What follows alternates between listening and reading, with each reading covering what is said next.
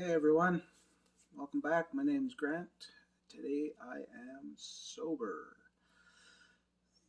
This will be a quick video, I think, but I want to touch on a topic that seems to be a bit of a problem I know it is in North America, and I'm sure it is around the whole world, is stress and anxiety, and you know what's causing it, and it how it relates to alcohol, and in my case, I noticed when I quit alcohol that the times that I would typically feel anxious, um, stressed, would either go away or would be minimized quite a bit. And there's other times where, like today, I have the day off, nobody's home, which is a luxury for me because usually uh, there's somebody home.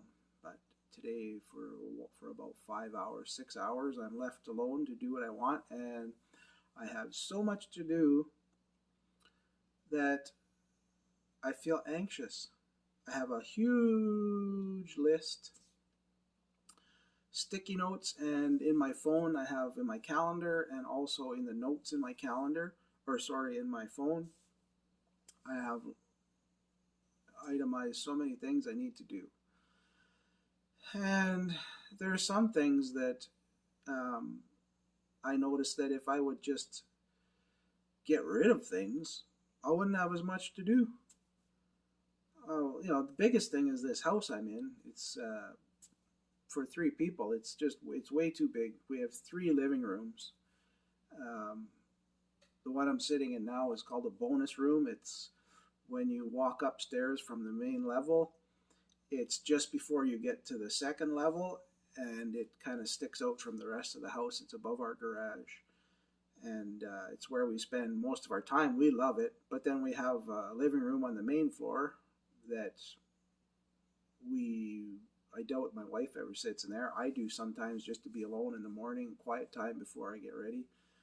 Um, and It's where we set up our Christmas tree and open our gifts. But other than that, the Christmas tree sits there. It gets the most use out of that room every year. But then we have one in the basement where I shoot most of my videos, down beside where I exercise. And I know if I get rid of this house, I'm going to have less house to take care of, less to do. I like to be a part of the cleaning, and I'm extremely handy, so I do a majority of the repairs and development and fixing and this and that. So that's one thing for me. But then I have a bunch of small things. I have so many interests. Now that's one I struggle with because I don't want to get rid of my interests. If you have interests, you should pursue them, right? But it's just how to find time to pursue so many different interests. And the interesting thing about interests is, have you ever noticed someone who, um, let's say, well, they're a big YouTuber. Um, I don't personally know anyone that's myself. I don't know someone personally who's a YouTuber, but from ones that I follow that talk about their personal lives, YouTube is a big part of their personal life. They got their family, they got their YouTube, maybe a job, maybe not. And that's it. Or if you have someone who's a fitness buff, it's all about going to the gym, lifting weights, or running. That's what they do in their spare time. They don't do woodworking, they don't do other crafting, they don't play the guitar, they don't play the piano, they don't fix or clean their aquariums because they don't have that stuff. They do their running, and that's their thing. They go to functions. It's about running. So they got their job, they got their family, and they got their running. They seem very happy, these people that have a smaller amount of interests. I used to think maybe that would be boring. And I think back when I was younger, I had a few less interests and spent more time in the gym, did those things, and I was probably happier. Still didn't like working and stuff, but I don't know who does, really, unless, it's your passion or you make so much money that how could you not be happy? So I think in this performance based society we live in today, it's really easy to feel stressed out because everyone's just moving, moving, moving, and you got children and they're taking them to hockey, taking them to judo, taking them to dance, taking them to swimming, taking them to piano, guitar, French lessons, Spanish lessons, whatever they're into. So you've got that. So now, okay, not only do I have to run, my spare time, I got nighttime after work and weekends, I'm running them to their things all the time. Now I got to pay $2,000 a season. So I got to come up with that money. That's stressful. And then, but for me, myself, I got so many interests that I started jotting down, journaling my interests and, which ones I could see me doing when I retire. And I'm trying to minimize the amount of things that are on my mind. And I think that'll really help with anxiety. Now, I'm not drinking, and that helps with anxiety. I'm feeling anxious and pressured, stressed. I've been feeling really stressed lately with work. I had an incident in a park near where I work a couple of weeks ago. I'm going to do another video just on that, to talk about stress. So even when you're not drinking, you can still do things that are stupid, but it's the pressure of life in this modern day society. And if you get caught up in it like I do, then, that's how you're going to feel. So my recommendation is journal everything, jot everything down on paper, on a computer, wherever. Just start creating documents of everything you do and start rating them. How important is it? Where should it sit in the hierarchy of priorities? How much pleasure you get out of it? And see if there's something you can get rid of. I know in a few years, this house I'm in is going to be someone else's. I'm moving. We're going to buy a smaller house, a bungalow, and less house, less mortgage. So that'll help. That'll help that part. But then I still want to focus on just the hobbies that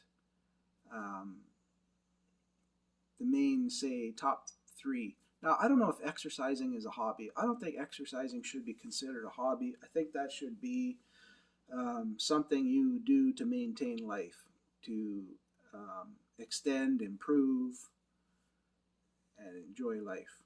So I don't think exercising should be a hobby. I don't know. Do you agree? I don't know. Yeah, I think that we just need to cut back. It's really, you think about the things, this weekend is Halloween, then my son's birthday is on the 2nd of November, so we got all that going on, and my wife works every weekend, and I don't work weekends, and then, just lots going on. I got the websites, there's a lot happening. I find I'm in my calendar on my phone, and I'm always adding, okay, tomorrow this. And then I have a huge list of things to do, and I don't get through a lot of them most days. So then I move them up to the next day.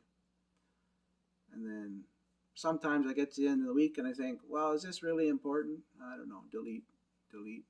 Next week I have a physical. I'm kind of nervous about that. That's maybe causing me some stress. Went and had blood work done this past Monday, and I'm nervous and excited to see where my blood work's at for my liver, see how that's doing. Um, yeah, I do. Next Friday, I have a massage booked, so that's pretty cool. I had one last week. That was so nice, but man, she beat the shit out of me. My back is so sore, but good. But there's just so much, right? Like I went to the dentist last week too. I guess I'm hitting up all these appointments, and maybe I'm stressing myself out doing too much, but with appointments. But I'm trying to take care of myself. And then I found out I still have my wisdom teeth. 57. Am I 57? 57 years old, and I have all my wisdom teeth, and one of them might have to get pulled in the next little while. So that's something else. I've never had any dental work done, other than cleaning and the usual checkups every year, every 6 months. So I don't have any cavities. I've never had a tooth pulled. So I'm sure it'll be fine, but it's just something. It's another stress. It's something else to pile on to everything else, right? I just want less. I just want calm. Yeah, I have a snowblower.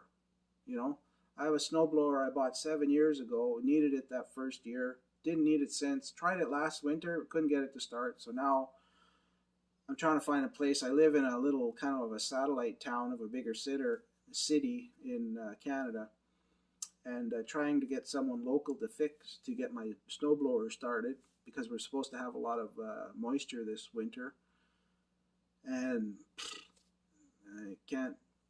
It's hard to find someone. Someone on Facebook said, fix it yourself. Well, if it has to do with wood and homes, I can do it. But anything mechanical, like engines and stuff, that's not my forte. But I'm going to try this weekend. I'm going to look on YouTube and see if I can maybe get it going. But okay, I said this would be a short video. Obviously, I lied. I'm sorry. I apologize. If you haven't yet, please like, please subscribe, and I will see you again soon. Cheers.